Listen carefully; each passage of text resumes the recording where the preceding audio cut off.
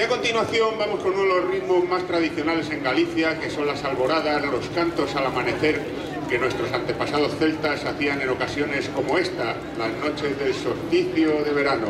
Alborada del Centollo.